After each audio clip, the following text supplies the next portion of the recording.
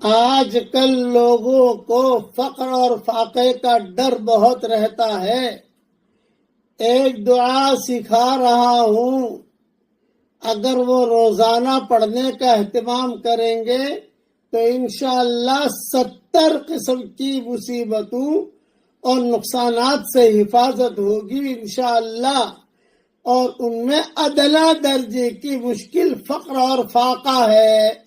جو یہ دعا پڑھے گا کبھی بھی فقر نہیں آئے گا، کبھی فاقہ نہیں آئے گا۔ اب پڑھیے میرے ساتھ، لا حول ولا قوت الا باللہ ولا منجا من اللہ الا الیہ۔ ترجمہ بھی پڑھ لیجئے۔ گناہوں سے حفاظت اور اطاعت پر قوت صرف اللہ کی مدد سے ہوتی ہے، اور اللہ کے سوا کہیں نجات کے لیے پناہ گاہ نہیں ہے۔ یہ مضمون ترمذی میں بھی ہے، ابن ابی شیبہ میں بھی ہے، اور حلیۃ الاولیاء میں بھی ہے۔ 24 گھنٹے میں 2-4 مرتبہ ایسا پڑھ لیا کرو، کبھی بھی گھر میں انشاءاللہ فاقہ نہیں آئے گا، اور 70 قسم کی مصیبتوں کے دروازے اللہ بند کر دے گا۔ اللہ تعالی ہم سب سے راضی ہو جائے۔ ایک نصیحت یاد رکھنا، ہماری محنت قطرے جیسی ہے، اور اس کا کرم اور اس کا رحم سمندر جیسا ہے۔ فائدہ اٹھا لیجیے۔ ٹاپ 1 اتنا کر لو گے انشاءاللہ، اس کے بعد اس کے فائدے دیکھو گے۔ آپ کہو گے ارے اللہ روزے میں بھی برکت دے گا، اللہ تعالیٰ دعائیں بھی قبول کرے گا، اللہ پریشانیاں بھی دور کرے گا، اللہ سے جو مانگو گے اللہ دے گا۔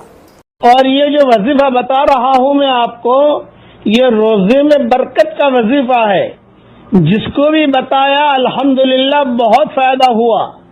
بلکہ ایک آدمی ایسا تھا کہ جس نے 1000 کے نوٹ زندگی میں کبھی نہیں گنے تھے، 1000 کے نوٹ اس نے گنے نہیں تھے، اسے بھی وظیفہ بتایا گیا تو الحمدللہ اب اس وقت میں کروڑ پتی ہے۔ وہ 1000 روپیہ کبھی گنا ہی نہیں تھا اس نے، لیکن آج اللہ تعالیٰ نے خوب مال دیا۔ لوگ جو ہے بہت ہی پریشان ہے روزے کے سلسلے میں۔ میں ایک مختصر وظیفہ بتاتا ہوں۔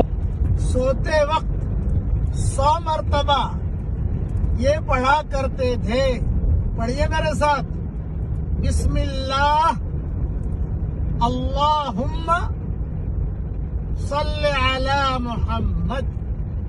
اس کے بعد اللہ ان کے کام بہت بناتا ہے۔ جس کو بھی بتایا سب کو اللہ تعالی نے فائدہ پہنچایا ہے، یہ اللہ کا شکر ہے۔